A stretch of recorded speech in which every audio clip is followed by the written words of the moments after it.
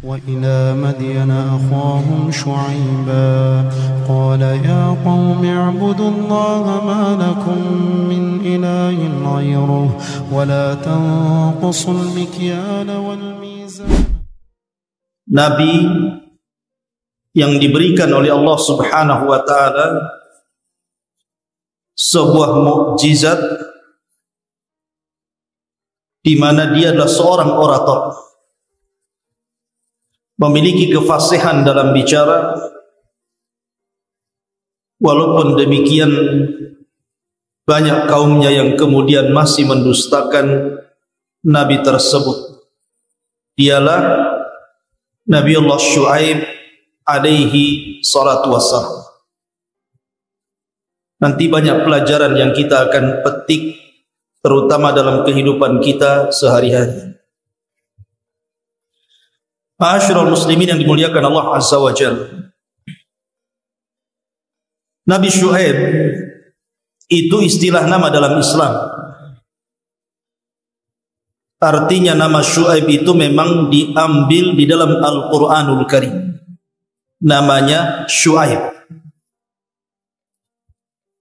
Tetapi dalam kitab Taurat namanya adalah Ra'uil. Dan dalam bahasa Syriania disebut Yathrub. Tapi kita mengambil nama tentu sesuai dengan nas Al-Quran. Nabi tersebut adalah Syuaib alaihi salatu wassalam. Dan Nabi Allah Syuaib alaihi salatu wassalam diutus setelah Nabi Lut. Artinya bahwa antara Nabi Lut dan Nabi Syuaib itu tidak ada Nabi. Makanya kalau antum membaca Al-Quranul Karim, biasanya kalau setelah Allah menceritakan tentang kisah Lut, langsung menceritakan tentang kisah Nabiullah Syuaib alaihi salatu wassalam. Karena memang Syuaib diutus setelah Nabiullah Lut alaihi salatu wassalam. Dan Nabiullah Syuaib alaihi salatu wassalam adalah satu di antara 4 Nabi Arab. Karena Nabi-Nabi itu kebanyakan diutus dari Bani Israel. Tetapi Nabi-Nabi Arab dari 25 Nabi dan Rasul itu cuma ada 4 saja. Dan itu dicantumkan semua dalam Al-Quran. Pertama, Nabi Hud alaihi salatu wassalam. Allah Subhanahu wa ta'ala berfirman, "Kadzabat 'adanul mursalin idz qala lahum akhuhum Hudun ala tattaqun." Telah mendustakan kaum Ad ketika diutus kepada mereka saudara mereka Hud alaihi salatu wassalam. Jadi yang pertama Nabi Hud diutus kepada kaum Ad. Kemudian yang kedua Nabi Saleh diutus kepada kaum Samud. Kemudian Nabi Syuaib alaihi salatu wassalam yang kita bicarakan di sini diutus kepada kaum Madian, dan Rasul kita Muhammad sallallahu alaihi wasallam diutus kepada seluruh umat manusia, jinnya dan manusianya. Adapun Ismail alaihi salatu wassalam, walaupun dia berdakwah di Arab, akan tapi bukan Nabi Arab. Karena dia lahir di Palestina. Kemudian dibawa oleh Ibrahim ke negeri Arab, menjadi musta'rab, orang yang bukan Arab tapi fasih berbahasa Arab. Itulah Ismail alaihi salatu wassalam. Ma'asyiral muslimin yang dimuliakan Allah Subhanahu wa ta'ala, ada yang mengatakan bahwa nasab Nabi Syuaib itu, katanya ibunya adalah satu di antara 2 putri Nabi Lut. Jadi Lut itu kan ketika diselamatkan Allah Azza wa Jal dan negerinya dihancurkan, negeri Sodom, maka Lut diselamatkan bersama 2 putrinya. Lah salah satu putrinya itu ada yang mengatakan neneknya dan ada yang mengatakan ibunya Nabi Syuaib. Itu satu pendapat. Pendapat yang lain mengatakan bahwa Syuaib itu adalah keturunan dari Ibrahim. Dan ada juga yang mengatakan keturunan sampai kepada Nabi Nuh alaihi salatu wassalam, karena dia adalah Nabi Aram. Dan Nabi Syuaib ini ikhwatu fiddin yang dimuliakan Allah Azza wa Jalla, diutus kepada kaum yang memiliki 3 penyimpangan. Pertama, orang-orang Madian itu mereka para penyembah Al-Aikah. Aikah itu pohon yang sangat besar. Lah pohon ini yang disembah oleh orang-orang Madian. Mereka datang ke pohon itu, mereka minta berkah ke situ, meminta sesuatu kepada pohon tersebut. Jadi kaum Madian itu para penyembah pohon yang disebut dengan Aikah. Makanya ada Ashabul Aikah. Kemudian penyimpangan yang kedua, orang-orang Madian itu suka curang dalam berdagang. Mereka suka mengurang-urang timbangan, mengurang-urang takaran, mengurang-urang meteran, menipu dan zalim kepada orang-orang yang terlibat muamalah jual beli dengan mereka. Kemudian yang ketiga, mereka adalah qutta'ut taruq. Mereka adalah para penyamun, para perompak dan para perampok. Tidak segan-segan orang-orang yang lewat di Madian itu diambil hartanya, terkadang dibunuh orangnya. Mereka menakut-nakuti manusia. Lah Nabiullah Syuaib alaihi salatu wasalam diutus kepada umat yang memiliki 3 poin penyimpangan ini. Penyimpangan akidah, menyembah pohon, penyimpangan muamalah curang dalam berdagang, dan penyimpangan dalam kejahatan karena mereka suka membunuh dan mengambil harta orang. Subhanallah, lengkap kejahatan kaum Madian ini.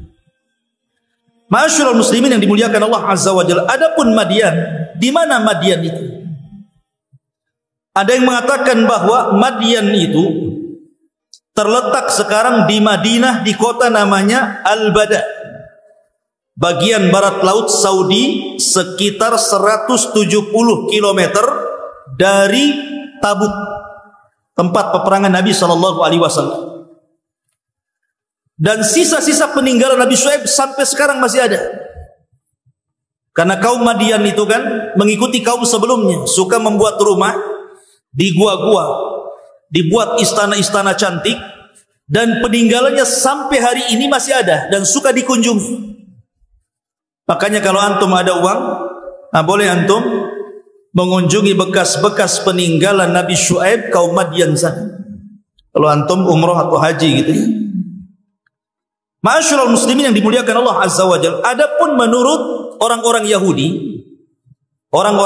mengatakan bahwa Madian itu artinya Ibrahim. Jadi orang-orang Madian, maksudnya Madian itu apa? Bukan tempat, tapi nama lain daripada Ibrahim itu Madian. Itu kata orang Yahudi.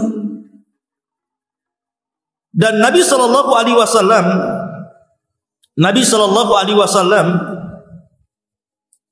ketika menceritakan soal kisah Nabi Musa alaihi salatu wassalam, kan Musa itu kan ketika diusir dari Mesir karena membunuh, takut dia akhirnya kemudian pergi dari Mesir, berangkat ke Madian.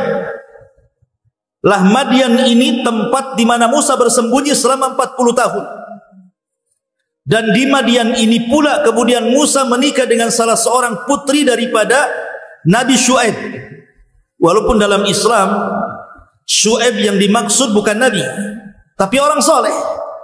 Tapi orang Yahudi mengatakan bahwa yang dimaksud wanita yang menikahi Musa itu ya Nabi Syuaib gitu ya. Dan memiliki keturunan. Itu kan akidahnya Yahudi. Tapi akidahnya umat Islam yang benar adalah Syuaib bukan mertuanya Nabi Musa, tapi Syuaib maksudnya mertua Nabi Musa ya orang soleh, orang biasa. Syuaib Musa beda dengan Nabiullah Syuaib yang kita ceritakan di sini.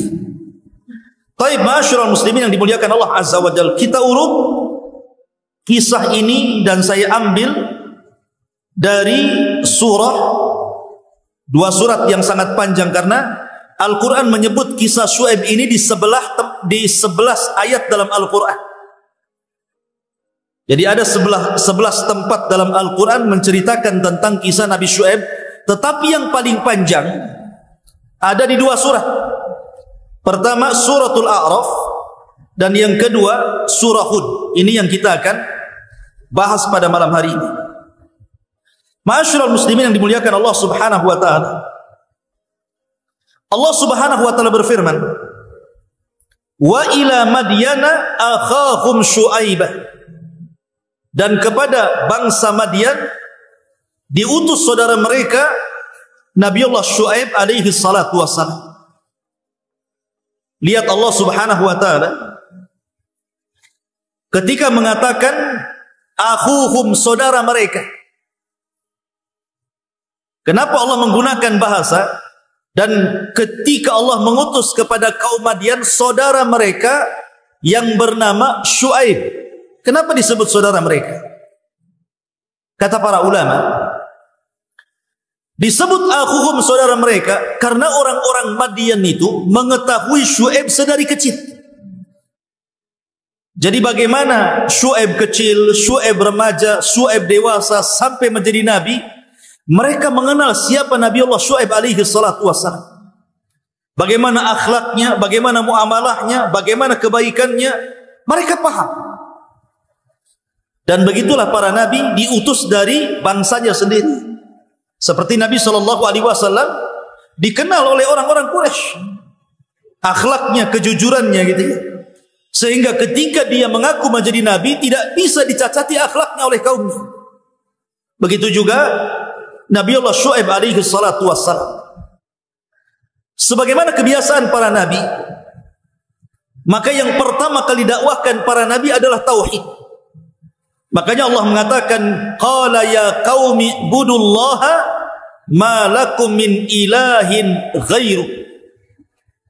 Wahai kaumku, sembahlah Allah, tauhidkan Allah, karena tidak ada sesembahan selain daripada Allah Subhanahu wa taala.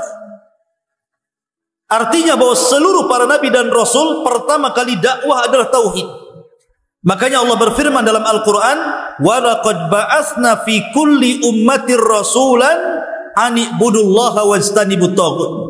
Dan kami utus pada tiap-tiap umat ini seorang rasul, di mana tugasnya untuk menyampaikan kepada umatlah sembahlah Allah dan jauhi sesembahan selain daripada Allah alias taghut. Inilah ciri dakwah para nabi. Pertama kali mengajak manusia ke dalam tauhid. Baru setelah itu Nabi Syuaib mengingatkan kepada orang-orang Madian ini soal kezaliman mereka dalam muamalah. Mereka suka curang dalam berdagang. Allah mengatakan, wala tanqusul mikyala wal mizan.